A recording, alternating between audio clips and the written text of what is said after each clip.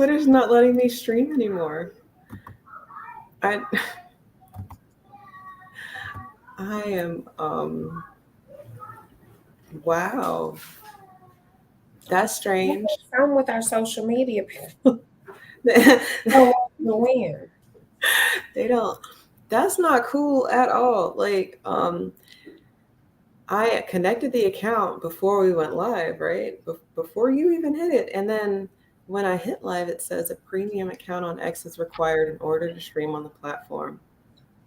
I mean, that actually makes sense for Elon. That actually. Yeah, no, that's definitely Elon being a dick. I don't want to pay for Twitter. Fuck you. That's oh, that just really bothered me. Hold on. Oh, they've got different plans now. $2.67 a month to no, that doesn't show that I can stream. Which one lets me stream? Hold up. This is some booty. And I think Elon is a dick for making me have to pay for Twitter so I can stream. What the YouTube, I'm sorry. While we are live, I want to stream to all the channels that we've been streaming to because we should be able to. And I can't right now. And it's just really throwing my concentration in a very big way. One moment. Does that work?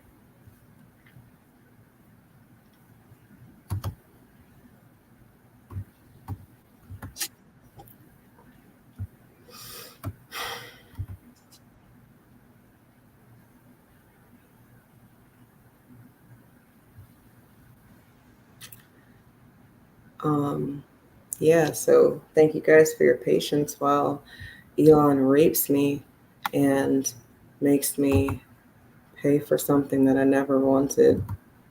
So Look at capitalism at its finest. it's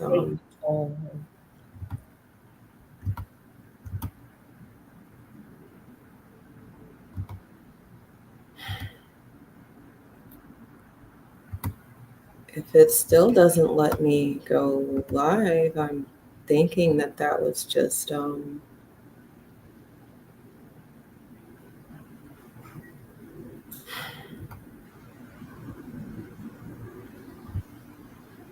it still won't let me go live, Marie. That's some shit.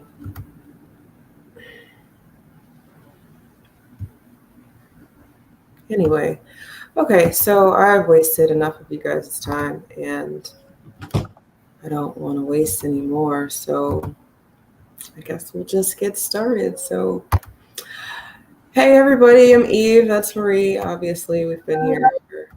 I feel like they dimmed our light today with this one. Really dimmed our light.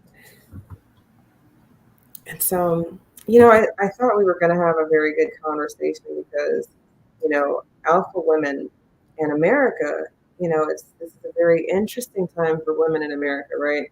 Because you have rights, you don't have rights, you've got the right to complain, and then you've got the right to fight sometimes in the war, I guess, because, you know, we've got equality, but then I think some women are asking to give it back.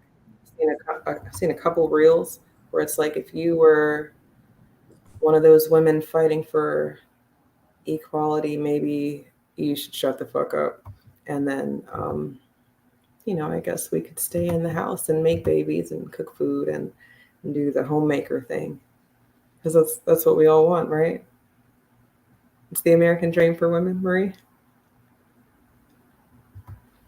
To be subservient, no, no.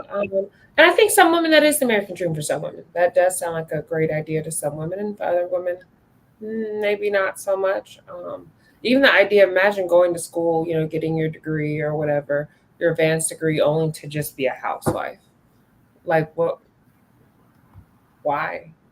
I mean, I guess that makes you have something to talk about during dinner parties, or at least you can kind of scale it up communication wise. But other than that, like, what would be the value?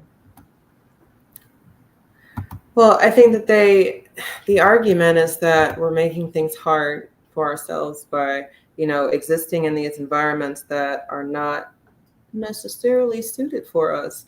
And inside of that, I feel like if you can do the job, then you should get paid to do the job.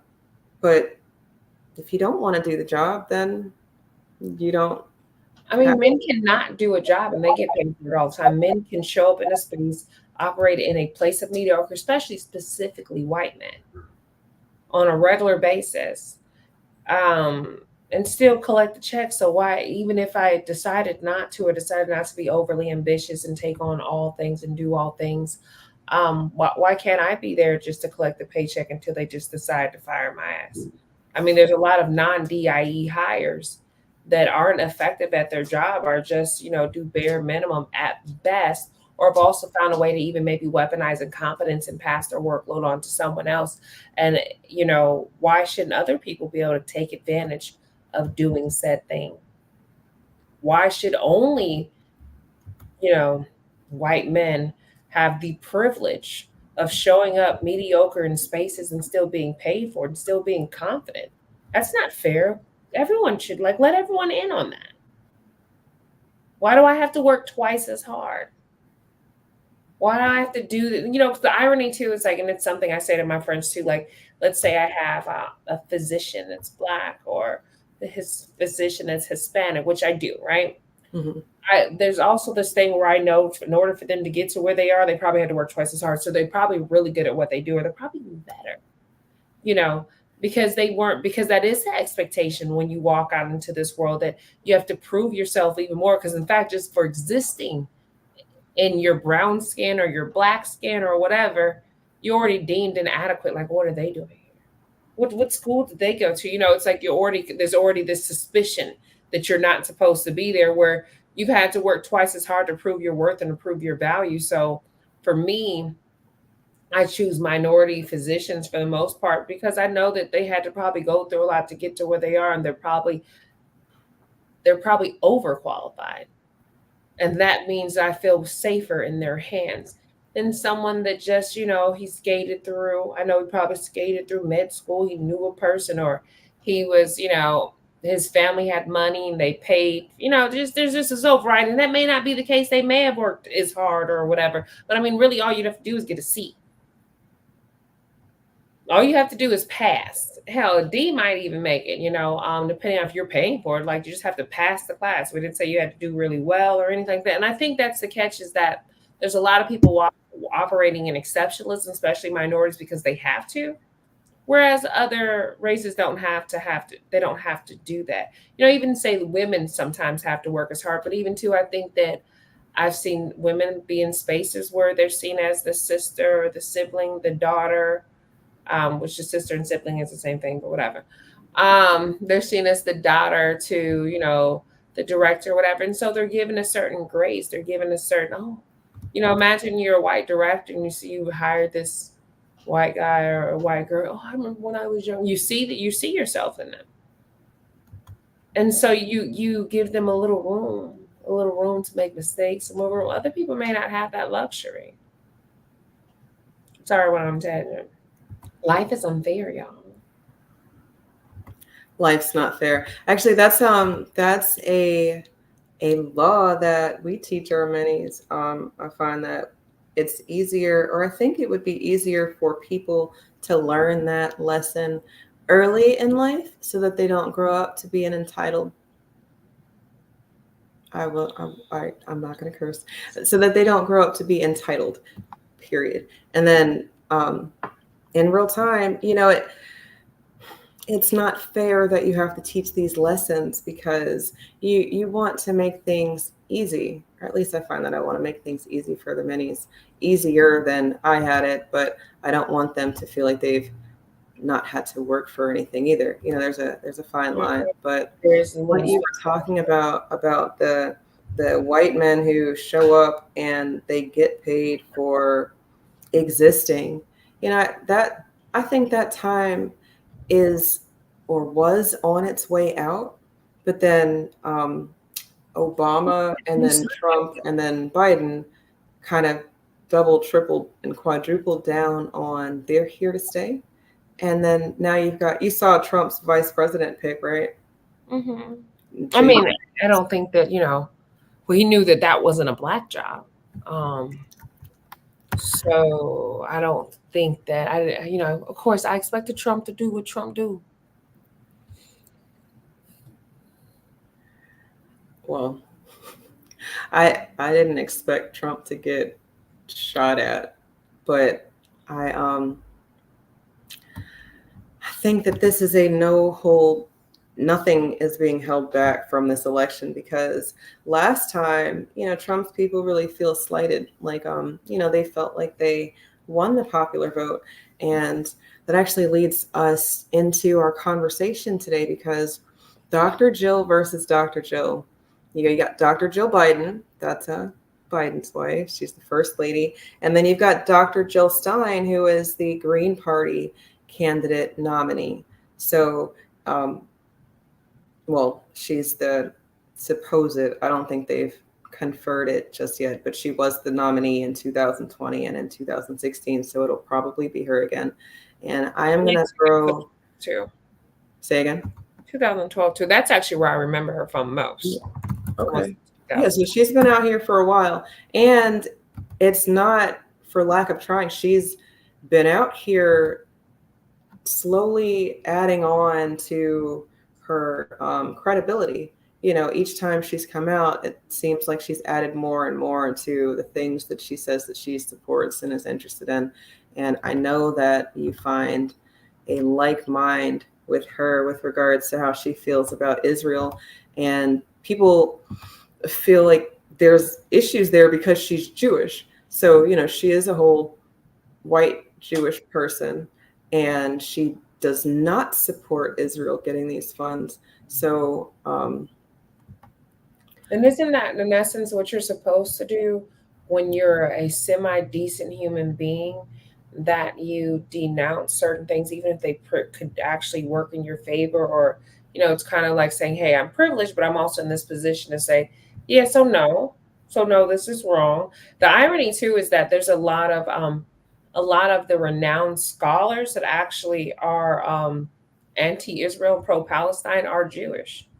Which to me, so you mean to tell me some of the most educated Jews are choosing to denounce Israel? Or have always? And I think that just speaks volumes. I'm assuming they would be kind of considered the abolitionists of their times. Even if something is in your favor doesn't make it right. Just because you can you do it. That's true. Just because you can doesn't mean that you do. I know a lot of people listen to Bad Business, and when you listen to Bad Business, they learn things like power is power because you have the ability to abuse. And I just think that's abuse. And, that's kind of the system that we're in right now. Go ahead. So that was giving me 48 Laws of Power kind of vibe. Oh, yeah. 48 Laws of Power vibes. For sure. But like inside of that, my biggest issue with 48 Laws, and I know I'm scrolling through her page real quick. I'm looking for her thoughts on the war and money going towards the war. But with regards to the laws of power as prescribed by Robert Greene, when he wrote that book, he didn't even really believe that shit. Sometimes people do things because they need an out.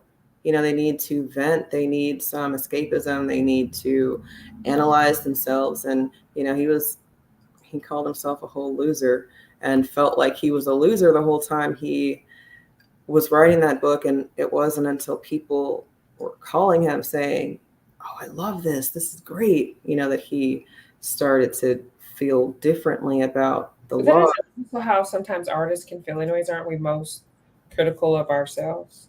Sure, sure. But I mean, when you read the book, it's narcissism and abuse Oh, over absolutely. and over and over again. It's So like then, I mean, to me, it's like the jailhouse master manipulator book of choice. Like, there's so many men that feel so empowered. Like, after I've read this, now you're the so. First of all, master manipulator, narcissist guy. This is not, this is if you think this is a tool or this is at the top of your reads, like yeah, like it says a lot about you. right, right. And I mean, that's for what it's worth. The powers that be, the old white men plus Obama that have been in office, they're in these secret men societies, Masons or whatever, and inside of those, I think that these concepts are interconnected. The good old boys club, this is how you run things the man way. But then, is it the man way, or is it just some weird afflicted way that doesn't include the women? And then, is it really not including the women? Because right now I don't think Joe Biden has his faculties. I don't think he's running the show, but he's the one that we see. He's the one in the forefront. But Dr. Jill, she might be pulling the strings. She might be the one making the decisions. And because nobody would have voted for her for president, that's why she wasn't on the ticket. I don't know. Maybe it's just me, but I've seen them together. She's leading him. He doesn't know where he's going. She's guiding him where he needs to go. Everyone's guiding him where he needs to go these days. So honestly, when I do see the little videos, I do see the only time I actually seen him have a whole coherent moment was him, requesting unity among, I guess, the parties that are already unified, because they don't want to all be fucking killed by civilians. Now that was the most coherent he's been in quite some time. No, wait. Run that back. What'd you say? So he kind of did like a speech. I think it was last night or the night before, and he was kind of like leaning in towards unity, and among all between the two parties that are probably already unified. If you ask me, how they were also sending Trump hit the well wishes, and they felt that there was no place for political violence in America, and he's never seen such a thing. Which I was like, which America you in? Like, you've never seen y'all don't do that here? Huh? Yeah. I'm a yeah, I don't know. I'm gonna let you have that. I'm gonna step back. It was very interesting to watch, like Nancy Pelosi and all these people come, even Obama. And the irony is, you're telling me, in another last week, you told me this man was a threat to my very existence, and that the Project 2025, and like he was a threat to democracy and all these things. And then you're like, but I wish you well. Someone that's a threat to democracy to me would need to be eliminated.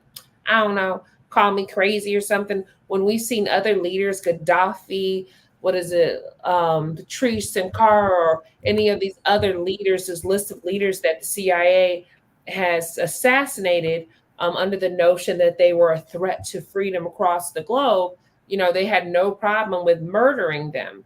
And then now we send our threats flowers at the hospital. But I mean, I think in their mind, they feel like it could be them. And I would be afraid. I would be very afraid in this political climate when people are fucking starving. There's a housing crisis. I would get very scared, because there might be some of these people that are making these poor legislative choices, that are dictating this poor policy, that basically it's really the burden of these decisions are trickling down to everyday Americans. I would be very afraid of them uprising and doing something, and actually maybe giving them some consequences. Imagine if every time you sent maybe $100 million to war, maybe you had to go to the gauntlet or some shit. Maybe you needed to get out there in the Coliseum and you needed to fight for your the money you want to send overseas. So maybe there'd be like some type of, so one, I think you think twice, like, so you want to send money over, like, we're gonna send some money to Ukraine. Well, you gotta go fight to send that money. Wait, what? Yeah, like, I hope you win. Woo! Because there should be some type of direct consequence so that you're just not out just doing shit all frivolously. Again, this is the people where we're not for political violence, but let's approve a $8 billion budget or $8 trillion budget for war. Like, I don't, like, y'all have the biggest, you have the most advanced military in the world. You spend 4 times more than any military, which means so I spend 4 times more, and I would dial that shit back. Like, well, I only need to spend maybe 1 times more to compete with these other countries. Like, that seems weird to me. It's kind of concerning and alarming. And then I have all this homelessness that I'm about to arrest all these homeless people and then have them go work for Target in the prison system, because now they hire highly employable, but I wouldn't employ their ass when they was out here on the streets looking like bums, or being bums. I would be scared. They should get scared. They should get scared, but maybe scared straight. Maybe they start making better decisions. But to me, it also indicated their sense of the genuine unity among both parties, and the fact that perhaps we're all just being played. Like, these are all, they go golf together, they go to their kids' parties, Yes. or go to school Yes. together, etc. Like, I don't think there's this beef that they like to act like there's beef. And even with Trump, there might be some beef, because Trump really isn't one of them. Trump really wasn't even a Republican. He was just a motherfucker that needed someone who's gullible enough to be like, all right, let's do this. And then the fact that he, was, I guess, very wealthy, and for some reason, that speaks to people. Like, they, even if they don't like Trump, they're like, oh, he got all these businesses, he's this guy, and Trump's gonna do this, he's gonna give us some more money. And literally, the idea that so many people want these little Trump dollars. I want $4 grand. Let me tell you something. If I had known that $4 grand was gonna make my groceries triple in 4 years, he could have kept that little motherfucking money. Because let me tell you something, there's no reason that all this shit is this motherfucking expensive. And then the funny part is, a lot of it really isn't inflation. A lot of it's actually corporate greed. But they got money too, and then they still trying to get more money. True. Somebody got to pay for some shit. Somebody got like something, like someone, the chickens have to come home to roost. And somebody got to pay, someone got to deal with these consequences. Like, and it's not, we're consequenced out. We have every consequence we could have is occurring to everyday Americans, like regular civilians on a regular basis. And these politicians go into their little glass houses, or their castles, where they're being protected or not, or kinder, or whatever the fuck is going on this week. And Americans are paying the price. That's true. Look, when I say, it's okay. When I say Jill is running the show, this is what I mean. Right, this is what I mean.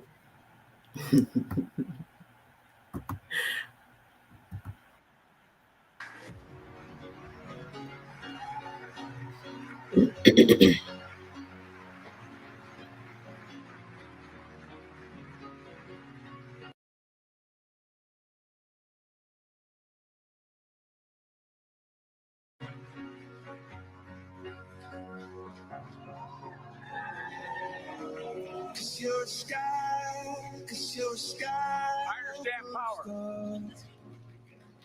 Thank you all, sir. I'm gonna give thank you.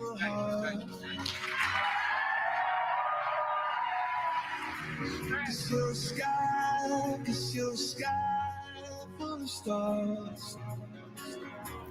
So, yeah, we're probably gonna get some kind of copyright strike on that. But just look at him. Look at him. He don't know what to do. And it's like, she saved him,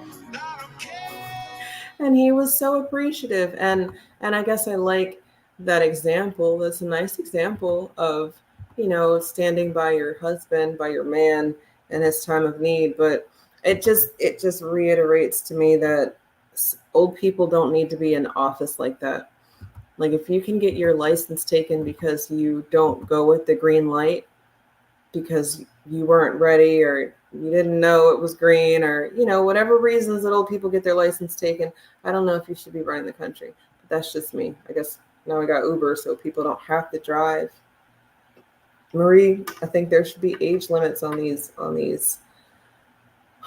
offices, but Dr. Stein she old too. I mean, she's got a nice platform, and I'll put it in the chat, even though it's a little empty tonight since Elon wanted to rape my pockets and try to make me get a premium subscription that he's not honoring tonight. So, that's okay. But it is in the chat, and you guys can take a look at it because she's got a whole bunch of stuff up here that I like. I like how she feels about, making sure that there are no more student loans and that, people working have jobs that make sense. The pay makes sense. I like how she feels about healthcare. I like how she feels about a lot of stuff except for probably the two LGBTQIA plus people. I personally have issues with adding that to a platform because essentially if she is for all, then you wouldn't necessarily have to disaggregate or delineate between your sexual preference because it would be all. But I get it. People want to be specifically mentioned.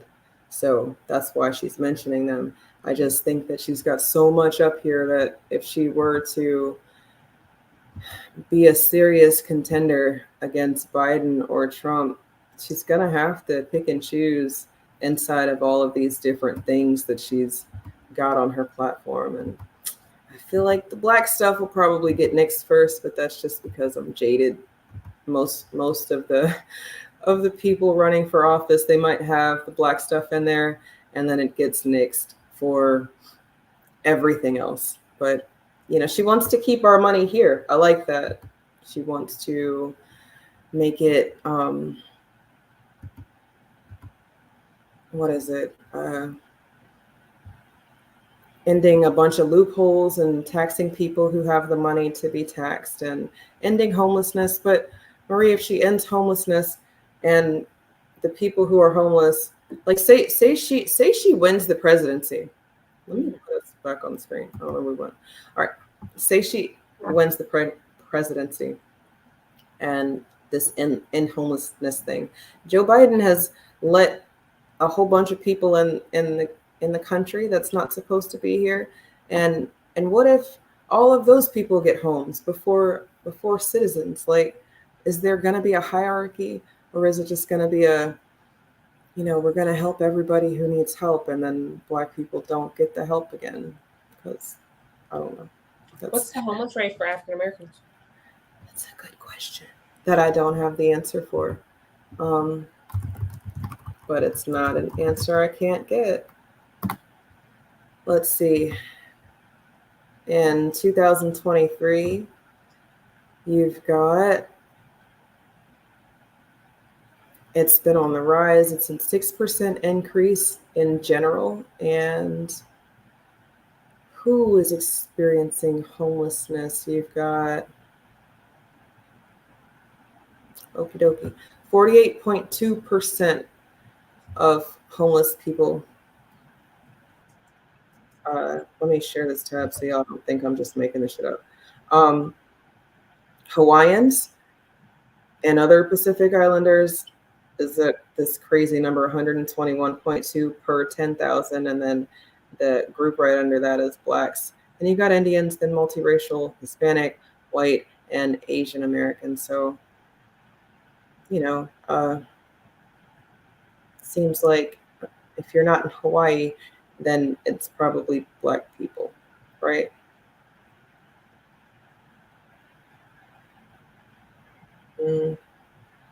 Ironies, I don't see. But then again, maybe it's because where I live. I'm like, I don't see a lot of African American homeless people. So.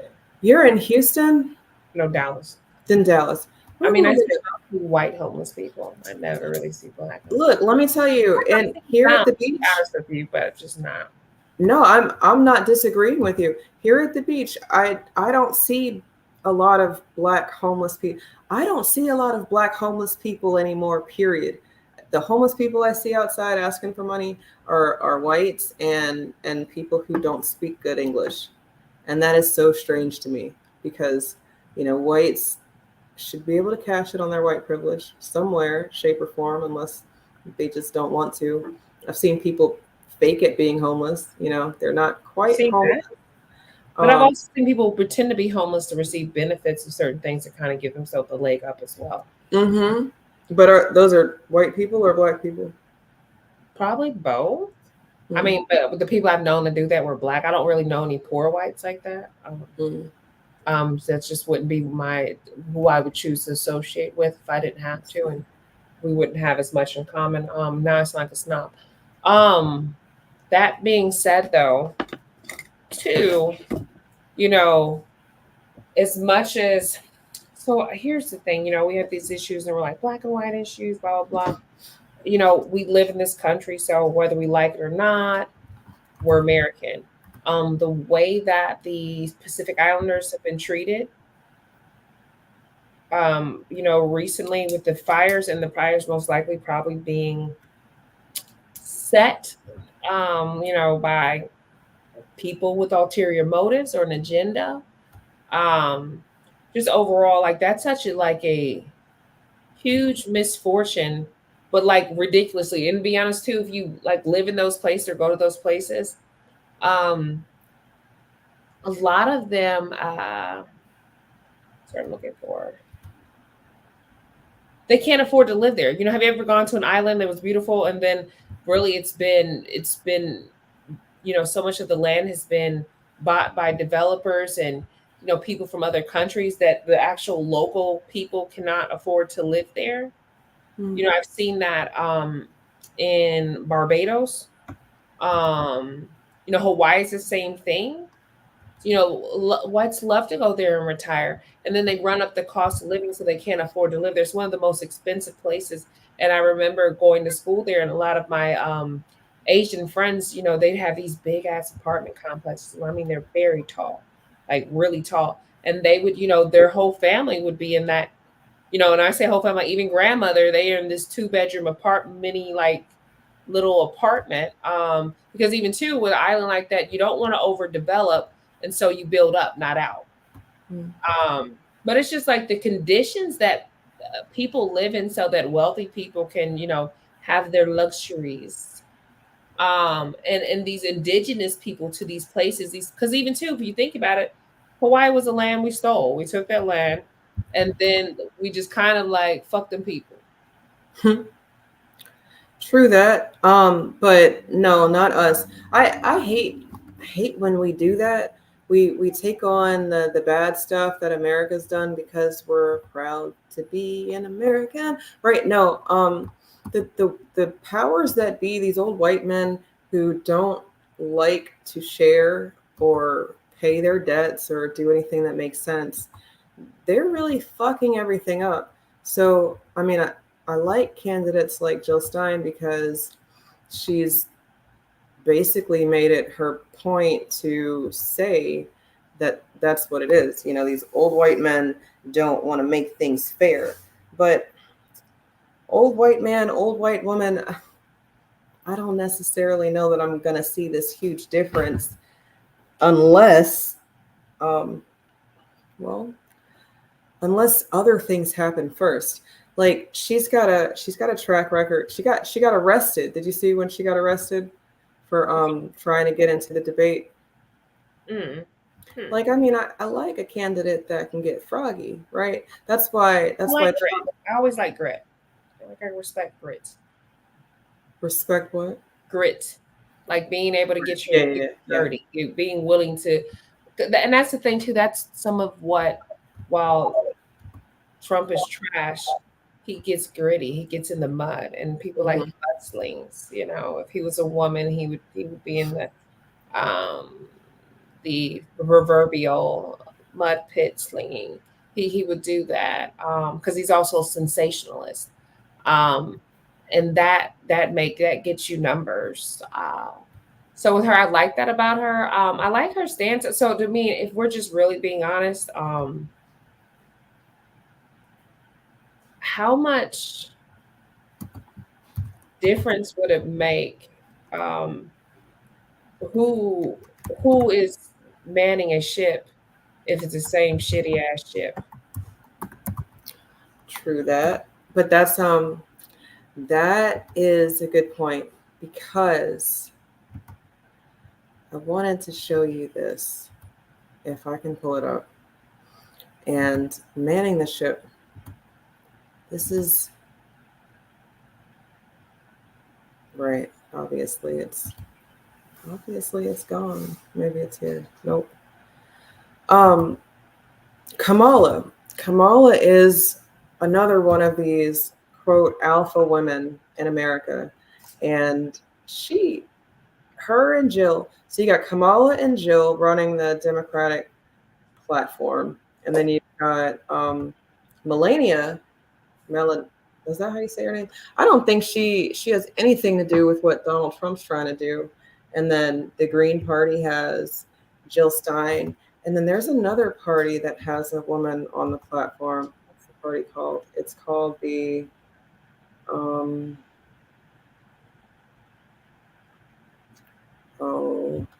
it's like New Constitution. Hold on.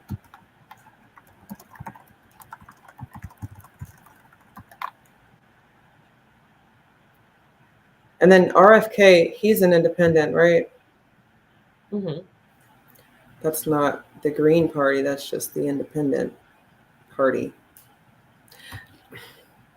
I don't know. What we were talking about this before we went live. America's too big for a dual party system. True or false? You agree or disagree? Here's the thing. I don't think that when you say dual party, elaborate. Okay, we've got Republicans and Democrats, right? That's what makes up Congress, right? Mm-hmm. And then this is going to be me being ignorant. Are there independent senators or House of Representative members, or are they Democrat or Republican?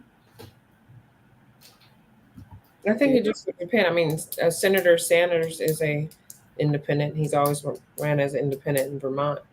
But he was a Democrat. Okay. Nice now.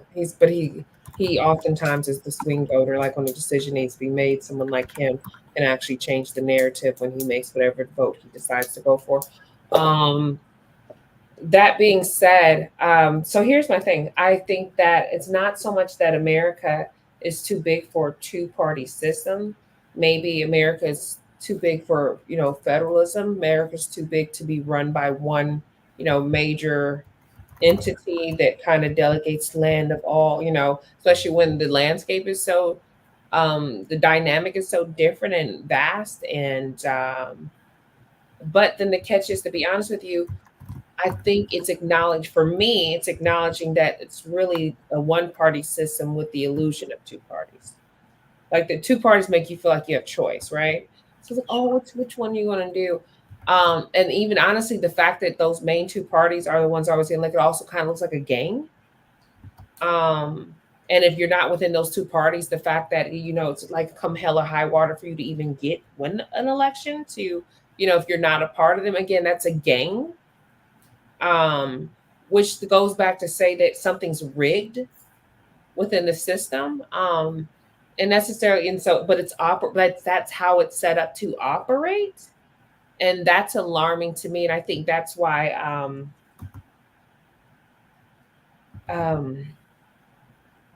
I say the notion doesn't matter who really wins. Like, let's just really be honest. Like, I was even kind of thinking about today, like, even who's getting money from who, you know what I mean? Who's paying who, what, why?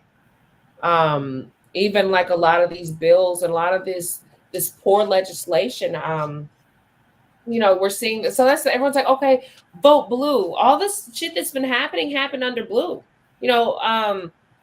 Biden's like, yeah, I'm going to reverse Roe versus Wade. Bitch, why you ain't did it now? What the fuck is stopping you? And then when they granted the president immunity, what the fuck is stopping you? And I know you try not to cuss, but maybe I'm just going to cuss for you today.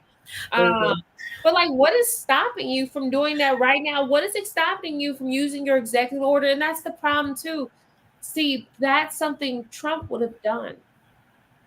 And again, I'm not advocating for Trump, but I recognize the radicalness that appeals to so many Americans because you want someone that's going to come and get things done by any means necessary, by hook or crook.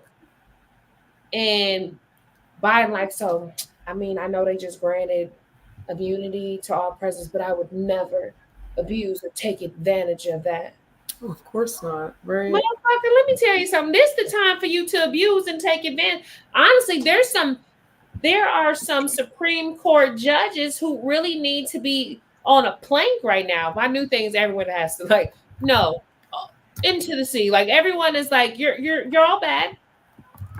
Like you need to be called to the rug. And you know, I've been thinking too. I was thinking about how they love religion, like they're fucking religious fanatics, you know. And in Revelations, you know, Jesus comes with the sword.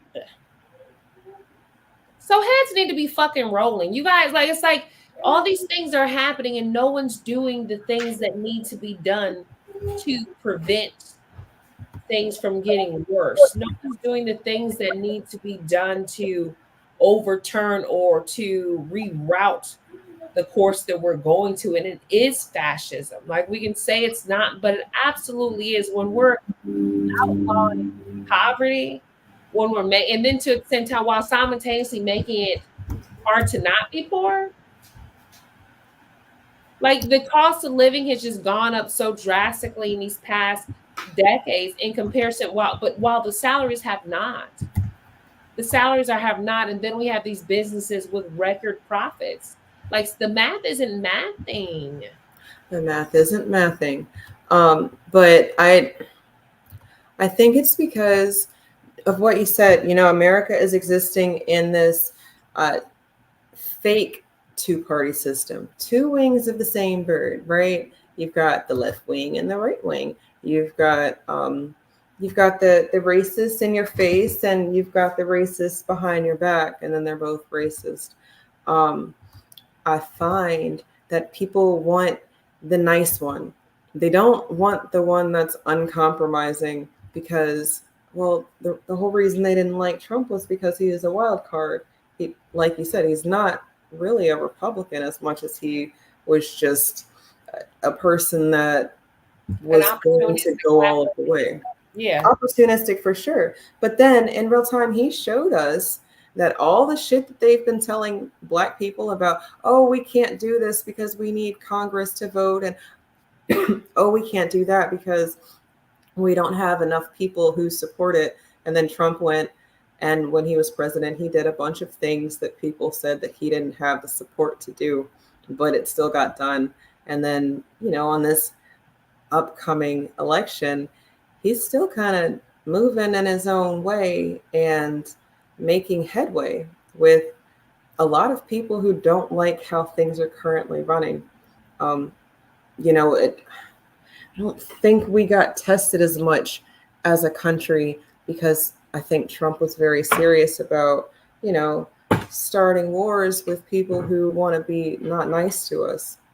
And then Joe Biden and Biden and Kamala and Jill and all of these people, they say that they're for the people, but then they go and mess up other people's homes so that they have to flock here and then mess up our home.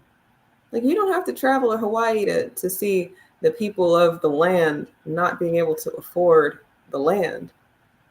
I'm from DC. Most niggas in DC who are from DC cannot afford to live in DC.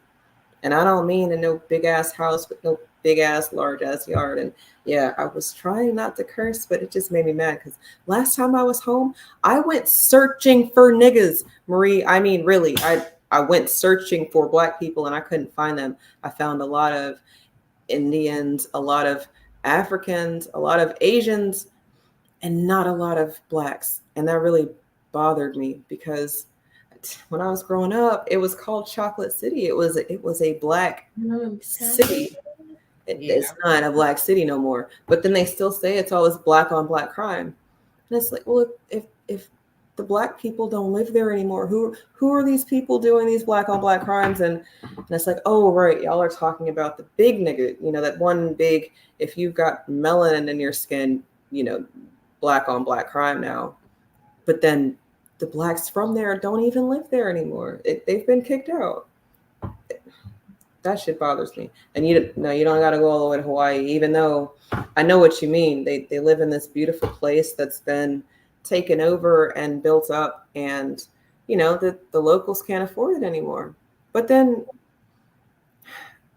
we were talking about federalism, right? So you think that is because of the big problem, or do you think that there are smaller problems that can be addressed that can fix some of this stuff? Because if America was to get rid of this dual party system, like on Jill's platform, she wants to open it up, have more representation from the other parties, independent, conservative, libertarian, green, and everybody else, which means that it would be more of a democracy than we have now, because, well, that means everybody has a say. And then she wants to get rid of the electoral college and just go on the popular vote. And a lot of these things she wants to get rid of seem like if we did it, then the next time we vote for president, it would be completely brand new. And most people don't even want brand new. They just want what's currently happening to be better. They don't want to change anything. They just don't want to feel the effects of the change. Does that make sense? No one wants to feel that. Everyone wants to be comfortable. I think in essence that's the biggest issue and overall, and why we're just going to continue to go downhill, is that no one wants to get uncomfortable. But if we don't do anything, it's going to get really uncomfortable in an unreversible way. Whereas the necessary steps that need to be taken at this point in time are steps that are somewhat deemed drastic, radical, and to some degree, are going to be very fucking uncomfortable. I mean, even speaking out against something that's not right puts you in a compromising position because of people who are in power. Kind of even like when you look at things like, well, where's the money coming from? Follow the money. You follow the money, you see who stands to gain the most or who lose the most, and you're going to see who is more invested in whatever the decision, policy, or whatever is, right? And that's why I just keep going back to it. Like, so let's say it was Jill, let's say it was Biden, let's say it was Trump, like any of them become president. The thing is that the current situation, our current government, or even to, I think you mentioned something when we first got on the call, when we first got on, we talked about something along the lines of white men maybe running a country a certain way, or things being done a certain way, how they've kind of always been done. And the problem is that we have an outdated constitution.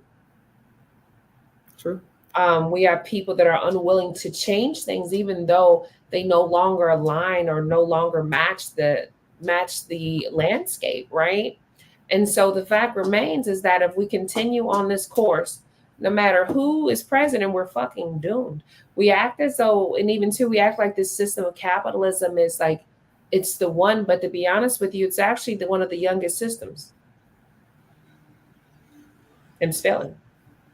It's only helping the people that are at the top of the food chain of it. It actually requires support of other people. It's damn near like an MLM if you think about it, or a pyramid scheme. You have all these people at the bottom, but even too, after a while, if these people start dying from illness, they can't take off of work. I think people were talking about COVID. I don't know if you know, but even the COVID restrictions have changed. Like, the irony is the COVID restrictions have changed. And I will say, since I'm a supplement junkie, I've had COVID probably a million fucking times. But I be having like weak ass, like COVID don't be doing shit to me. Like, got a tummy ache, got a headache. And then there's people I've talked to that said they were down for a month and had to miss their pay. Like they weren't working for a company that would pay them to be sick. So they're out a whole month's salary. they're behind on their bills. They still kind of been having some issues with breathing or blood clotting or circulation issues, circulatory issues. And the new rules are like you can go back to work after 4 days. Yeah. I mean, but that's stuff that's going to be changing as they learn more about these diseases. I think it's called long COVID, the one where you are out and losing pay and having. So actual long COVID is more so it's like long-term effects, like blood clotting, maybe 6 months from now. That's the like, or you start to have the memory issues. That's really long COVID. But some people, just because of their body, depending on how it affects them, because the COVID has been it mutates, it's been mutating. That's why there's all these different strands. So because of the mutations, it impacts everybody's body different. What, or like what the original symptom was this, it's like this or this. Now it's like this and this. And some people just they can't handle that. And so it just has them down longer than other people. Or some people, like I said, with me, I probably had so much, I have like an immunity to it. So it's like, my daughter had COVID, recently, and it was like, I may have had it. I don't know. I just had some headaches. She was in there like she never had COVID. So she was like dying. She's vomiting. Like she is literally like crying. She has body aches. I'm just like, yeah, she's got a little sinus headache. I'm probably good. But I say that to say that imagine like even like in a country that is requiring women to have children, to say, hey, I also don't have paternity leave.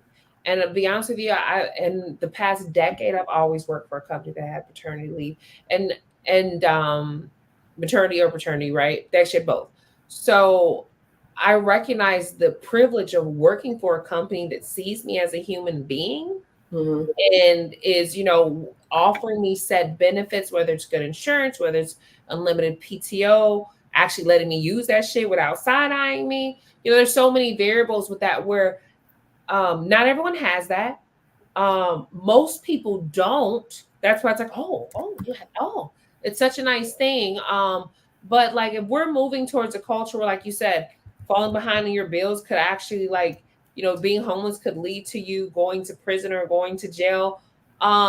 But then being in a situation where there's so many situations comes up, and then we're right to work states. Like there's so many pieces of legislation where anti-unions, there's so much going on that would actually keep the average man or woman kind of like, regardless to race, marginalized down here so that, again, so you can be my workers. Please have all these fucking kids so you can be stuck in poverty. Because I know ain't shit for you to do in this podunk ass town. Have these kids so they can work for us. As a matter of fact, or have these kids so they can get in fucking trouble and go to prison and work for us. Because let me tell you something, nothing breeds desperation like poverty. Sure. Nothing breeds desperation like having nothing to lose, nowhere to go. And we talk about you mentioned black on black crime today. And even too, that's bullshit because it's about proximity, right? Proximity, access, what I have access to, you know what I mean? So sure. Even, white collar crime is prominent because of wealthy, because they have access to these things. So when you're young, black, and poor, first of all, your neighbors is another nigga.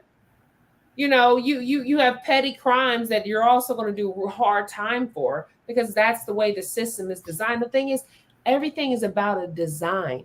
It's not happening by accident. It's not like a misfortune. No, it's actually set up to work that way. So again, it could be Biden. It could be Jill. It could be Trump. As long as we continue down this path, we're all fucked either way. Like, we're going to be fucked. It's like, how would you like to be fucked? You want it from the side, the back? Like, what you like? What do you like? Yeah. Like, because they still won't give it to you. How would you like to do it? And that's the part I think that I don't think a lot of people get. That's why they're so, who's going to vote blue? Like, we just watched them do a bunch of bad shit under blue, and you like, I'm going to vote blue, and then I'm going to vote red. Like, so how about, let's just say these motherfuckers the same.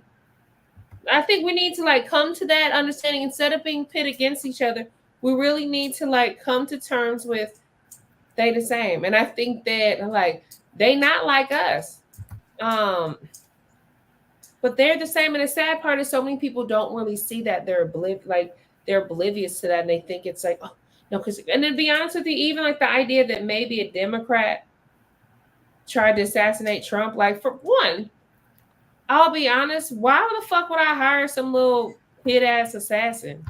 Point of assassin. Are you really think I'm gonna hire a motherfucking amateur to kill the fucking president?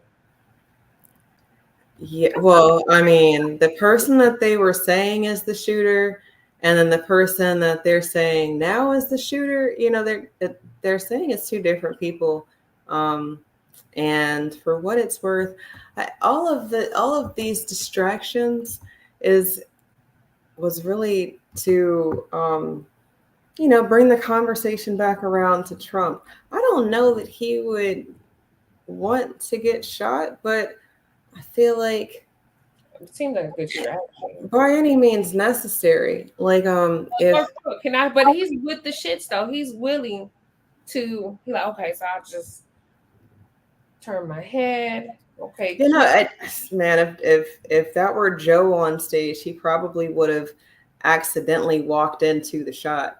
It's like, no, we were only supposed to shoot you in your ear. And now he's dead because he missed his mark. But I just want to remind the people who are having these issues with voting blue. Like, I don't want anybody to just vote blue. I would prefer people to just stay home if you are going to vote blue, no matter who, because you don't like Donald Trump. Maybe we gave you an alternate in Jill Stein. Just, keep her honest, keep holding her to task. Tidbit. But I always got to go on this woman because I don't know how she made it past go the first time. This is what she was saying. This is a few different awkward moments. Like, just remember, this is who we have in office right now. Spain is a country in Europe. It exists.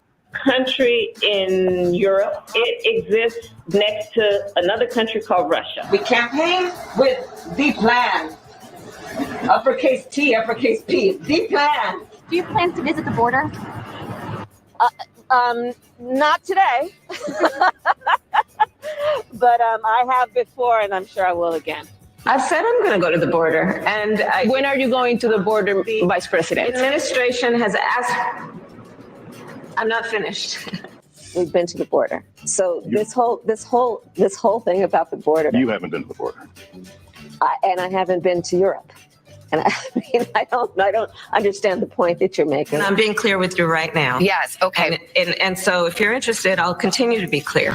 There are a whole lot of people, especially people who live in rural communities, there's no Kinko's, there's no Office Max near them. It is time for us to do what we have been doing, and that time is every day. We are doing it. But you Spain is a country in Europe. It exists next. I had to replay that first part. Ukraine is a country in Europe, and alpha women are supposed to be confident and assertive and in control. And I don't know if I've ever seen Kamala be confident in anything that she's saying, as much as she's just happy to be here. She's just happy to be here. Say again. She filled that black job. Look, and that is I got the job because I'm like, it was one of those where I did get the job because I'm black. She got the job because she was not black, but she was passing, and she's just black enough. And black enough. There you go. She wasn't too black. We don't want them too. Don't get in there and be too black. No, you got to be Obama-esque. And but that's funny you say that though too, is that I have this conversation with some of my white relatives at times, and honestly, when you're not white, you're always black or whatever the fuck else to them. Like, and they don't really give a fuck to think twice about. The only reason they ever care if you have, even if you're biracial, is if you're related to them. Other than that, they don't give a fuck. And I'm going to say that to say that I think one time my cousin had some conversation with me and he was telling me something. And then I was like, well, don't you always be reminding me that I'm black and white? Remember, he's black and white too. I was like, I see how quickly you just, because you don't know him personally, you just associated with him just primarily being black, even though he is biracial. When whites see non-whites, they're just, they ain't even looking too far into it. And maybe if you're a woman, you might be exotic. Other than that, like they're like, nah, she black, Kamala, or she an Indian, they're not too fond of them unless they're benefiting off of their labor or intellectual property. Very true. And you made a good point about if you're not white, you're not white. That's pretty much the all and all of it, like, But look at you don't know shit else. Check this out. I think you'll get a kick out of this if you didn't see it when it happened. When two people have wildly different views of the same symbol. Just watch this local news clip. Why do you carry that flag? Because this is my heritage. My family fought to save their farm under this flag. Who was working that farm? Oh, that is a good, tough question. And the news clip actually cut out there, but we were so intrigued to find out what his response was. We tracked it down. And whatever you are expecting, you're going to be surprised. Who was working that farm? My family was. Who was working the farm? They were poor. Do you know how much a slave cost back then? Whoa! Whoa! Whoa! Whoa! You know you are in the wrong when you decide your best argument is screaming at a black man. Do you know how expensive you used to be? I'm sorry. I know it's not like funny, but I got a tickle actually kind of very humorous, but then ironically, it kind of goes also to the truth of the fact that, a lot of there's so many poor whites that that's like who Trump appeals to or whatever. They think they're going to be rescued. He's their savior. Mm-hmm. Because so I'll say this: when I had the Southwest region of United States when I used to do consulting and marketing for a big conglomerate automotive company, and I would go to these places though. And so I would be like in Greensboro, Mississippi, Vicksburg. I would be in like these small towns in Louisiana. And on my way there were so many like Confederate flags, a little like the Tread flag. And what I mean, sometimes it'd be fucking shacks. And then, I think that sometimes I would piss them off because I'd be so well spoken. When I would go into their stores or whatever, it was just kind of like, so I knew that I was an uppity nigger, and everyone hates that, if we're being honest. I think they sometimes hate that more than an uneducated one, because I guess being an uppity nigger means you're kind of dangerous. Might be some shit you could do. That part. No, the uppity nigger is a threat, but I think that the boule has given it a bad rap for the ones who are not, trying to act as this buffer class, people who are intelligent, who want to move things in the direction that makes sense. But like you said, you can't cash in on your blackness regardless of if you an uppity one or not, because you've got people like that guy that we just saw. You've got this right here, this trailer is based off of Hillbilly Elegy, which was written by Trump's. Oh, I love that book. Have you seen this? I actually read the book. I didn't watch the thing. I read the book. The book was actually very insightful, and it really talked about poverty among the whites and just even their behavior. The ones from the Appalachian Mountains region. They talk about the poor working white class, and just even too how they just become poor and poorer since the move away from manufacturing industries. And he talked about how they were like, that was the only real welfare queens he ever knew. He talked about their just angry disposition. He talked about how a lot of their crimes are covered up because they're local towns. So someone could be murdered and, they'd be buried in somebody's backyard, and not in a sinister way, but just in a way that because this is a small town, that's just how we do things. It was very interesting. I think that it gave me different insight. I think that a lot of times when you're removed from something, or you're not it's not something you really experience. I will say yes, I struggled primarily, but I also grew up with my dad. I grew up in a predominantly Black community, or a community that really embraced Blackness. It was like, even though it was a suburb that was kind of well-to-do, the Black community was small and we were all connected. Matter of fact, it's called Evanston. They're actually one of the communities that actually have reparations for their citizens, but they're also being sued for that right now as well. However, it just gave me a different insight because I'd never really seen white people poor. Not that I didn't know existed, but that just wasn't the kind of white people I had. I think like I tell my friends is we look up, we never look down, right? So I'm never looking at someone that has less than I have, maybe unless it's to see if they need help with something. But for the most part, we're always aspiring for more, right? I want more. I want this. I want that. I see this or this career, or this opportunity. So I'm always looking up. So I never once, that was the first time I really looked down. And then, so with that book, and then also having, I spent some time in Oregon because that's where my mother lives, and to see those people, that was sure. I mean, it's like that was different, or even too versus It's like a culture shock because look, they don't show that side on TV, even though it's more of them than there are not. When we're talking about the dominant society, the numbers, Black people are 14%, white people are 60 something, 70%, and then there's everybody else. But I don't know if those are the numbers for real, as much as, if you go to some of these towns, you'll see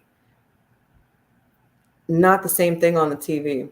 And, when you've got people in bigger groups than you're expecting, and things like January 6th would confuse you.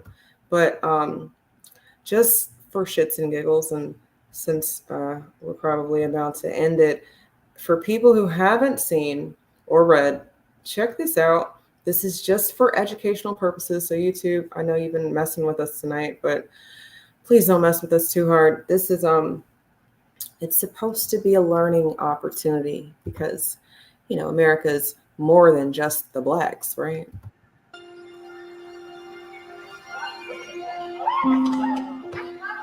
No, I thought your mama was going to be all right. Be happy. I know I could have done better. But you got to decide you want to be somebody or not. I've been doing real good. I just had a down month.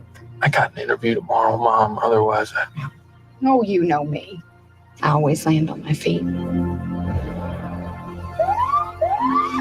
Daddy, don't look at that. Come on.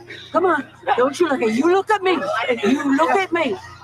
you let her get away with this every time. I told you that I would do better. You always say that. You're lying. I always try. You got to think about these kids. What do you think I've been thinking about since I was 18 years old, huh?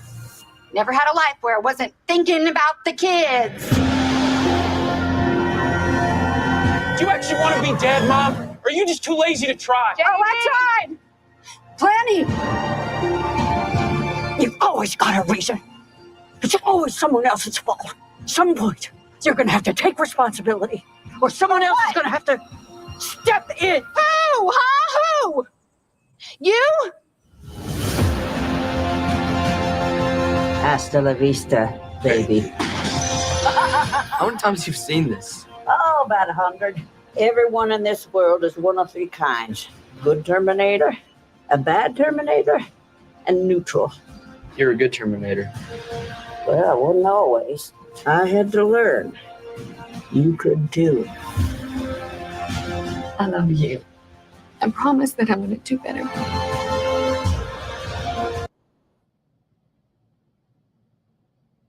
I know. It was slow, right? But the point for me was that Trump's base and his new running mate is giving this energy to white America in a way that Biden and the others are not. You know, they're kind of overlooking poor white America. And I don't know if that's the move, because there are a lot of them. And for what it's worth, they don't have the same issues, you know, with the prison rates, or not really being able to vote because of incarceration, or just the obstacles that Black America has to deal with, whether you're poor or not, and this new energy. And really, the movie, you know, you got the grandma and the mom, you got two alpha women. It's just moving in a way that looks like they want to bring some sort of balance back to the country. And I don't know if that's something that I don't agree with. Like Project 2025 is a boogeyman to me. Everybody gets the nigga treatment, and I don't know if that's. I mean, at least it's fair now. I mean, it's time ever to see fairness amongst like life isn't fair. Let's just be realistic, but it kind of is like, look, I mean, is that their way of like, this is equity? Oh, right. No, it is. And that's all I kept reading was just like, we're just going to make it really bad for everybody. And now nobody can complain. But, you know, that's unrealistic, because obviously you're going to have a lot of people who don't agree with, you know, not being included anymore. But at least tonight, I wanted to, you know, just kind of talk about some of these women behind the scenes in the forefront. You know, Dr. Jill is behind the scenes and in the forefront. Jill Stein is behind the scenes and in the forefront. Kamala in the forefront, even though, you know, she probably shouldn't be. And inside of all of that, America has a choice to make. And I said that we wouldn't do a lot of politics over here, but it's an election year. We have to talk about this as the adults in the room, because it's an important conversation, how our resources are being managed, you know, how much things cost. I don't like going to the grocery store anymore, Marie, but I like food. I like to cook, but I don't want to buy any food anymore. I don't want to buy food where someone's cooked it for me either, because that's even more expensive. But I don't know. I'm very much happy that I've started growing food, but I don't have a lake. I can't go fishing in my personal lake and, you know, have my protein source right there. Like I can go outside and get some tomatoes and some kale and make a salad every day, I guess. I'm gonna get real thin. You're like, well, I may not mind. I may not mind this life that they're offering me. Like, right. No, I'll just disconnect from all of the shit and live on the lam. But you know, independents and people who want statism, people who are against federalism, they want the powers to make decisions on our own. If America were like Africa, you know, 50 states, countries instead of states, and then everybody kind of had their own autonomous government and then still had to check in, that might be a move. But then you'll have states that'll say, well, we didn't have slaves, so we're not going to pay reparations, but you got a bunch of Blacks who live there now because they were pushed out of wherever they used to live because they couldn't afford it anymore. But now you don't have to pay the bill because you didn't have slaves. You know, it's gonna get real dicey. I like what we talked about last week. Let's just burn it down and start over. But do it the legal way, because we're not telling you to do anything illegal. you know, I had somebody ask me recently, so that's the thing. I mean, think about it. Like, freeing slaves was illegal. All the things that really need to be done are often illegal first, but they're illegal for a reason, right? Very good point, Marie. So, the irony is, someone asked me the other day, and I feel like this bitch was trying to get me put on a watch list or something, because she was really like, so what is your plan? Bitch, like, my plan is illegal. What the fuck are you on? Like, read between the lines. If I'm not protesting, if I'm not praying, what you think I'm trying to do? I'm like, you so smart and shit. You tell me. Because she's just like, well, what is, like, because, you know, something came up where it was like, you know, the guy missed. Which a part of me is like, I don't think the plan was for him to really do it. You know, if I'm being honest, I just don't think so. That just doesn't sit with my narrative that I've created in my head. Also, I wouldn't hire an amateur if that was like, well, I'm getting the best of the best assassin there is. Right. I can't even risk it for some shit like this. I can't risk a photo op of somebody and then hailing themselves out of I can't miss that. Like that cannot happen because going back to it's almost like sometimes people when they become so even true, it's like, the FBI plotted to kill, they were behind, Martin Luther King's death. Yes. And the irony was they made him a martyr. When you kill people, and to be honest with you, because of how conservative African Americans were at that time period, really had to do is expose his affairs, and you could have just destroyed everything he had going on. Especially again too, because this is also a man that is supposed to be a minister as well. So really, you could have really done a lot of damage, but instead you chose to kill someone, which then just made him a legend. So the shelf life on a legend, when you murder someone, like, you can't. Martyrdom is a real thing. I think that, the powers that be have learned that lesson from Dr. King because he was murdered, assassinated, but we didn't learn about the FBI's involvement until way later. And some people still didn't even know because I got in a whole argument with my dad and he was trying to tell me there's this guy. I'm like, like they released the fucking documents. They sued them, like this is the whole thing. What? Like just anyhow. That being said, though. Yeah, Trump would have been a martyr, but really. But I mean, that might not have been so bad. So the catch, though, with him is that it makes him look really strong in front of Americans for him to be shot at, and not be seen as weak. Not like, let me tell you something. I'm from the streets. Like when motherfuckers shooting, I'm getting down. I've had multiple friends be killed in gang violence. I've had friends set on fire in cars, all kind of shit. No one is like. When they shoot, no one is like, everybody's fucking down. Like you saying down to like, shit, you playing dead at this point because you don't know what the fuck, like, are they done? Are they coming back? You don't know. No one with any good goddamn sense is going to like pop up. And then even to even allow Secret Service to move out of my way so that they can see me. Who the fuck, like, the thing is, Trump's not dumb. He's not a dumb man. So you can't tell me that I would then, because even too, how do we know we got the only sniper? How do we know we got the guy? What if we didn't get the guy? Like, at no point would I be exposed. Like, I don't want to die. I mean, not for no shit like that. I'm all down for a cause and everything, life and liberty, whatever. But just like that. But do you realize, again, like the photo op or even the idea that like this is the hardest picture? I know some real hard pictures. This ain't it. Or even to the idea that even people I know are sharing this is a hard picture.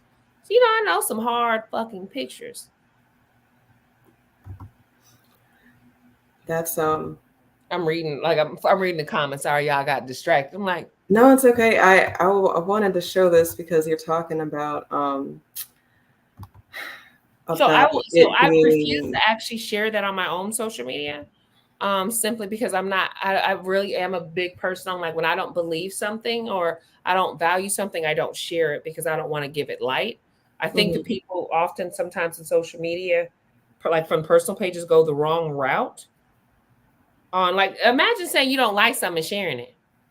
I'm not finna share that shit. I don't like it. I'm gonna tell y'all about it, but I'm not finna share it. Or like I can see some things like, do you think this is appropriate for a little girl to wear? So you just shared the dress that you thought was inappropriate. No, I don't do the trauma shared it with 6,000 followers. You don't see where that kind of could.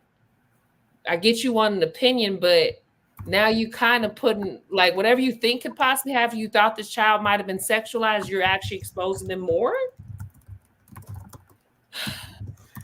Yeah, no, that math ain't mathin', but that is why we have to have conversations like this because people will act like they don't see stuff like this. Just check it. This is the moment of the shot. They want you to pay attention to. Where's my volume? Oh, there it is.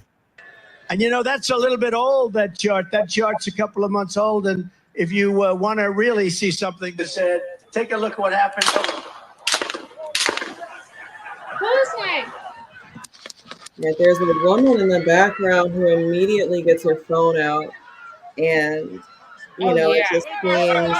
When she even does a thing that looks like a gesture or something. Or maybe you would, because you're just that on it. You know, I'm Move his hair. Hold. When you're ready, on you. Ready? Move. Up. Move. Go. Hawkeye's here. Move it to the stand. Get ready. You ready? I got you, sir. Let me get my shoes, sir. Hold that in your head, buddy. So we got to move to the class. yeah, I don't know why his shoes flew off. Right, that's interesting. What's up? And I can't see the woman, but in a different video, there is a there he is. Look at him. Look at him. He's a fight.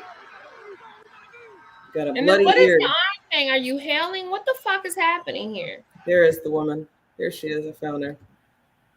And I know a lot of people have their phones out now, but this woman right here with the white phone in the middle of the screen, that's the one that people have been highlighting because she never got down. Oh, also you couldn't see my screen anymore, but I'll throw it in the chat later. Or I'll throw it in the comments or in the description for you guys to check it out on your own. But in the chat, you said this picture was a hard picture. I feel you. The Tupac picture. It's you gotta be a strong person and still be like fuck you when you get shot. So I can't be mad at Trump using examples, but that's how he's gonna connect with. Where's the picture? Crazy people. So then these whites are like, they're like sharing stuff like he's a fucking gangster. So that's what you want to run our country. Mm-hmm. You want a fucking felon? Thug? They want a felon.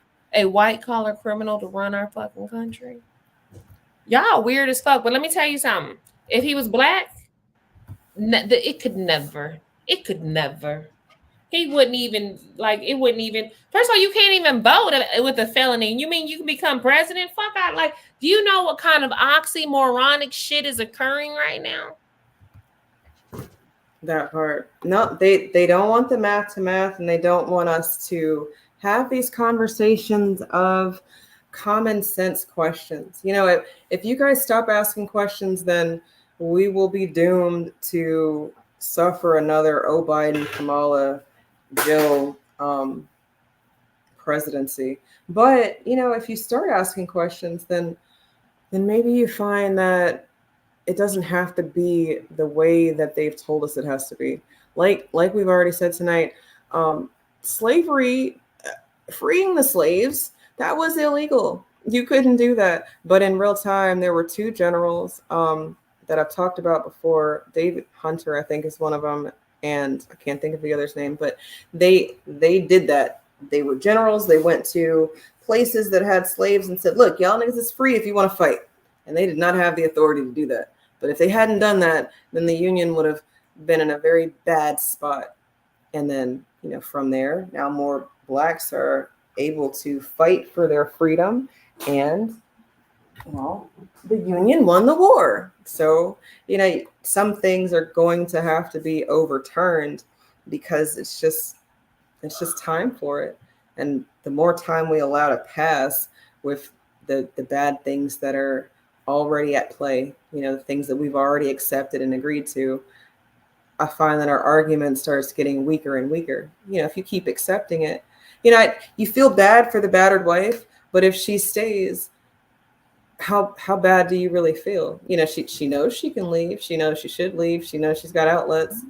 I'm talking about one that has a base woman who has support system, has resources, and it's all in her head, right? It's in her head. She can't leave, but she could. That's actually the strongest, but if you think about that's the biggest prison for everyone. If you think about it, Sure. whether it's going out to do it, it's all mental for the most part. So that's if you could overcome thyself, you could probably accomplish a lot, whether it's just leaving your spouse, leaving the state, venturing off, trying something new, stepping out into the unknown, getting uncomfortable. But this is why I understand it. I understand America, Black America, and America's issue with change, because change is hard. But the same way that, you know, the information's out there for a battered spouse this is the steps you can do. You have resources, you've got places you can go that are going to help you. And then you hope that the people around you are going to help facilitate this change for you.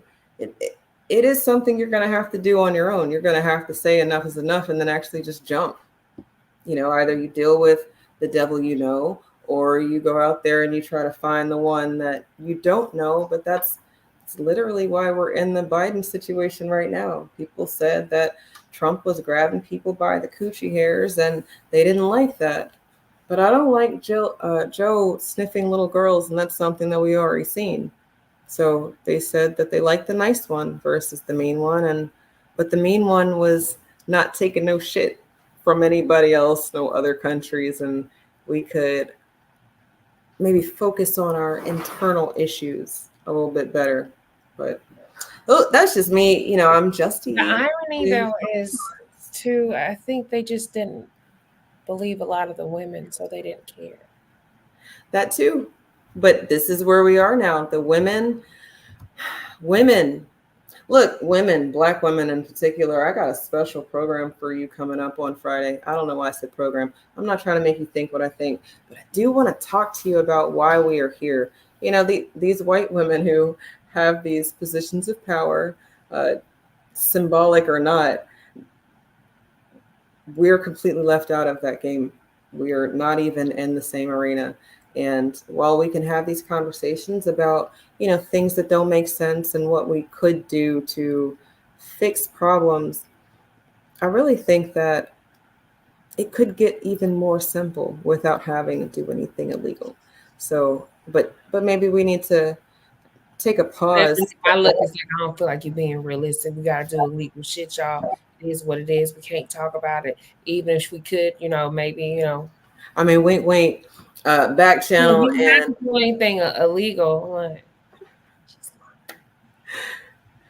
Yeah, no, do the things. What's understood shouldn't have to be explained, especially on these apps that don't want us up here anyway. I'm gonna be on somebody's watch list, just so y'all know. Like you're probably already up there because I probably am at this point. No, but it's okay. I'm sure there's both a Democrat and a Republican, so I really just throw the whole thing off. Because I just they don't know what to do with you. They're like, well, what the fuck are you? Like I'm a civilian that thinks you guys are all full of shit.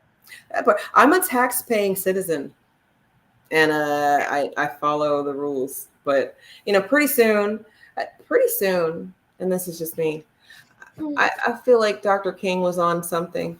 I know what you were saying about his proclivities, right? But I don't think that would have been strong enough to move Black people off of the mark, because it's a tangible system that he was trying to take over in the same form and fashion that you got people who will still listen to the broke authority even though they know what all he's doing.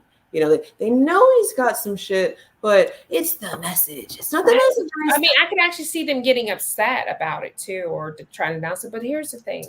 During that time period, Black people were very conservative before desegregation, right? Mm-hmm. So to me, it just really undermines the value system they have. Really a lot of problems that actually started to impact African Americans actually occurred after integration. And it's almost like having exposure to things you've never, like almost like a girl's gone wild or a kid going to college, and they grew up in a home where they didn't have access or exposure to detrimental things, and then they see them and they're glistening and shiny, and it's a different dynamic that I feel like that we fail to realize. Even we had a higher marriage rate than whites in America during that time period. It was a completely different component, even too, as far as like when we look at homelessness or we look at income inequality, things like that. Like while we didn't have the money they had, we were doing well within our own system. The idea is that thinking that somebody else is doing something better. Now I'll say this, like I always tell people, for me, the benefit of ending segregation is more mobility for us as African Americans. And then at the same time, you still can't remove racism from people's hearts, right? So even if I can go places I never was able to go safely, I'm still not really safe because people don't want to give me this, right? They don't give a fuck what kind of law just rolled out. All they know is I'm a nigger and I'm going to come take their white woman or whatever thing that they have done to vilify me, take their job, or there's so many different variables of like fear tactics that were utilized to kind of, make people think that blacks were just coming, they're coming like, hide your children, they're going to come and do all this stuff to you, when the whole time it was whites raping black women since the moment that they got off this boat that you stole them from this land. You've done all these things and then you projected them onto them. Like, yes, they're criminals, or they're just like, I don't know, motherfucker. Like, the original sin seemed like it started with you. But if niggas won't take off, what's being projected onto us, it nothing's going to change. But you said if they don't what? If they don't take it off, like, being forced into certain stereotypes, you're putting on that energy. You're accepting it. When they say niggas is lazy, but we worked for free for hundreds of years. How, Sway? How? That's almost impossible, because if you come across a black person who is lazy, maybe it's because they are tired. Like epigenetically, they've got genetic trauma.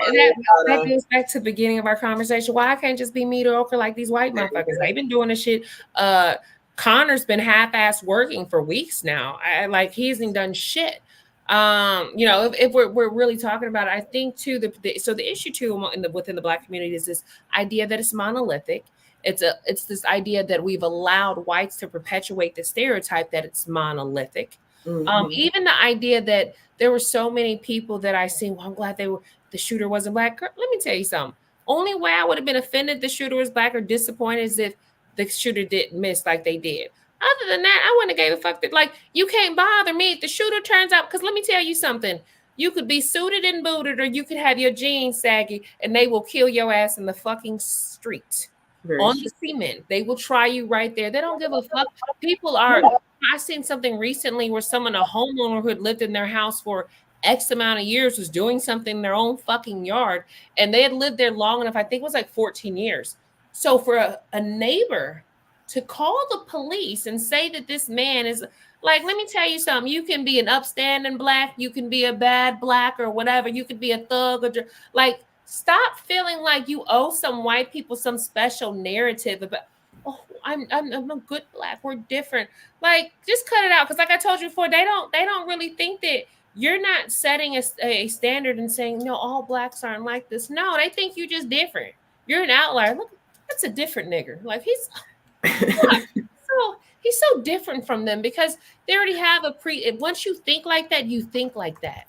That's who you, so it's like one person isn't going to change your perception. I knew people that, they could have black friends, but they couldn't date or marry black, So it's because you know how they are, but it's fine if you want, such and such to come by kind of thing. I mean, but overall, it's this idea that we owe white people this level of civility, that we need them to think that we're civilized. And as much as I understand that, but we know they're not civilized. We know they're really violent. Why I gotta denounce this shit? Why I gotta be anti-gun? I thought y'all like gun shit. That man was at the thing. Because even too, the irony is, they're we seen this white man with a gun. Well, that's an open carry state, baby. What was you really finna do? What were the police supposed to do when they seen a white man minding his motherfucking business with a gun? Because white men mind their business with guns since the beginning of time here in America. Because and the funny part, it's the Republicans asking that question of all fucking people. But it's going back to, it's always something's always acceptable until it's you. So we can we can go around the world and exercise political violence. We can, matter of fact, fuck in the United States. What is the militarization of our police officers? We're building these cop cities every fucking where, which means we got money for that. But again, we're in a housing crisis. There's poverty all around us, which So it's like we have all this going on, but you telling me that now you want to know why no one asked about the gun, or why, like what, there was a gun there? Yeah, motherfucker, what you think the NRA is? Niggas really with attitude. What did you think? What did you think that they were doing up there? You thought they was just handing out hugs and shit at these meetings? That's why they wanted to blame it on the Democrats, and as it stands, there's been a couple different stories saying that who they said shot is not who shot, and then it looks like it's looking like it's the same party, So did they really mean to shoot? Did they mean to shoot and miss? Was it all a photo op, or is Trump really out here making people that mad they don't want him to come back into the office? I think it's too many what ifs, and the reality of it all is that if Black America votes, that person's going to win. I just really don't want them to vote blue. Vote red if you have to, I guess, but maybe green, or vote for the vote blue though. I mean, I just feel like honestly, I'm tired of motherfuckers thinking that going to vote so that's when they job done. Like, I did the thing. No, motherfucker, I need you to do the other things. I need you to go to that city council meeting. That part. I need you to be active and involved. Like, it's this thing where it's like, well, I went to go vote. They do think that is the end of their civic duty. And that's how they've been taught. And that's why we're in the fucking position we in now, because they feel like I'm all distraught. I'm like, you guys, there's more. There's so much more you have to do. And it's going to be like uncomfortable, and it's going to feel like work, and you're not really going to enjoy it. But like your kids and your grandkids, and like the outcome or saving what's left or whatever. Hashtag save Gaza, save America. We're fucking occupied by corporations and super PACs with their own fucking agendas. Yes. But that's a really good point.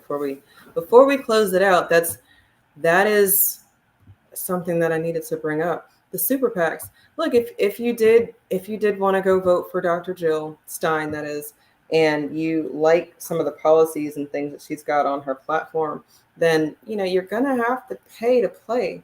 That Black America hasn't figured that out, to pay a candidate to put our issues at the forefront, like how these other groups pay to play. They don't vote like how we vote, but they do pay to get their issues talked about. And while I don't think it's fair, like we've already said, life's not fair. So to the room, thank you all for joining us tonight. I know it's been a wild and crazy ride with the streaming. I'll try to figure out how to stream on X later. But Marie, you got any final thoughts? Because we're gonna keep hitting this politics thing at least until America starts making sense, or maybe somebody else comes out of the closet and says that they want to run, and that's a candidate that makes more sense. Something you may not like, even with your verbiage you just used. I don't see you being okay with someone coming out of the closet too. Coming out like that don't even sound like you.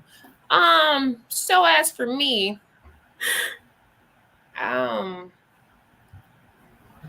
you can vote red, you can vote blue. You're still gonna get the same outcome. It's just gonna be how much faster to the hell are you gonna go there? Are you accelerating? Like, what kind of vehicle are you using to get there?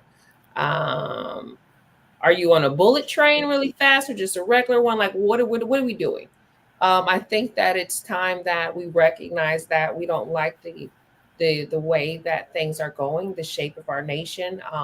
And we cannot continue to do the same things that we've always done. We cannot use the same constitution we used from 100 years ago and just keep amending that motherfucker. That doesn't really make sense. That's not logical.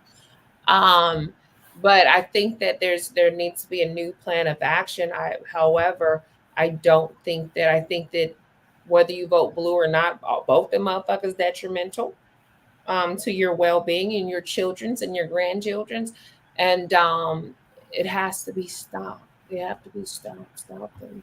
Maybe what if we did like politician Hunger Games? Like I really have some ideas that, you know, would really make them make better decisions based off the potential consequences that could occur by these major choices that they're making.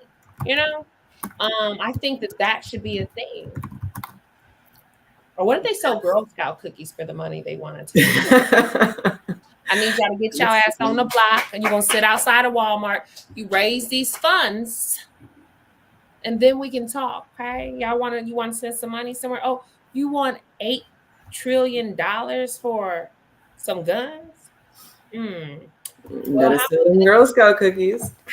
I think it's time though, so for some people to fuck around and find out. That's what I really think. And that is the America I would like to see, is that these politicians find out, really find out like the consequences of like their actions. And I think, you know, as we continue to see like homelessness and things spiral, I think that people don't realize that poverty will show up on your doorstep. So the poor motherfuckers that you weren't thinking about, they will come break in your fucking house and fucking rob and kill you.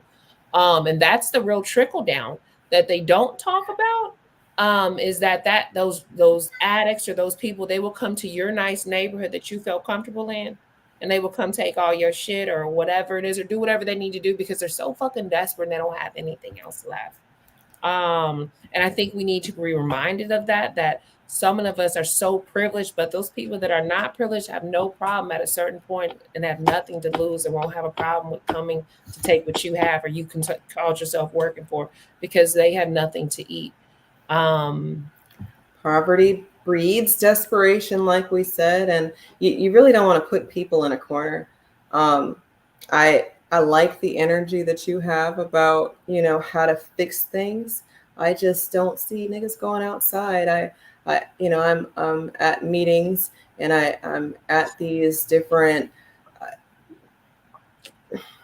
situations where, you know, Black people could really be making some moves here in my state if they just showed up, but they don't want to show up. They like showing up for other stuff. So maybe it's just they haven't seen enough from us to make it worth their while. You know, people listen to the people with resources. So I know forever Black people will always be fighting an uphill battle with that, you know, people not listening to me because I don't have enough resources to make you listen to me. But at least I've got a platform to make you listen to me. So, you know, if you want to participate in these conversations, me and Marie are live on Mondays at around 8:30 for about an hour, 2 hours.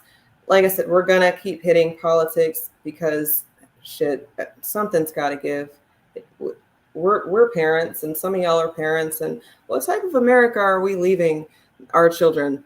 And I just can't bitch about these things if it doesn't mean that we're not going towards a solution. I say let's go outside until they do what we want them to do. Marie says we can do it even easier by lighting a match.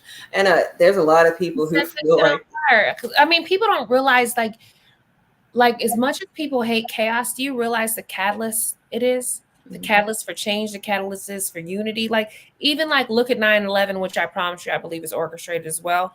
But look how it brought everyone together. Look how it brought everyone together to hate these, right. Anti-Muslim rhetoric. So then we could also go in countries that have absolutely nothing to do with it, to go steal their fucking gold and murder them all, and then come back and, you know, we assassinate their leader doing political violence, you know, the political violence we don't be doing. But like, you see how like there are things that occur that kind of bring out, like, you get a response, kind of even like imagine almost getting assassinated, but not, and then acting as if you're unafraid. The type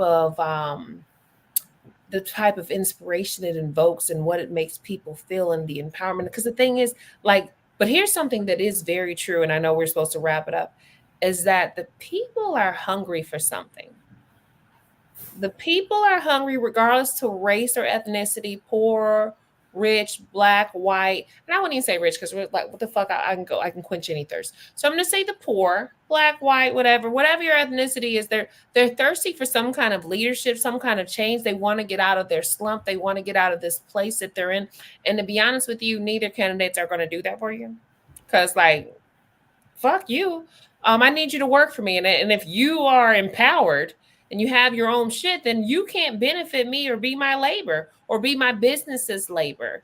Also, in fact, the less intellectually inclined you are, the more I can utilize and take advantage of you every day. The heavier your burdens are, the more work I can get fucking out of you. And if you die, that's fine. You got to have more kids anyways because we changed all these laws. So ain't no pro-choice. Keep having these kids.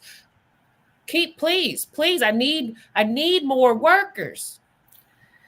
Yeah, so open the borders and let everybody in. So let me have poor foreign policies.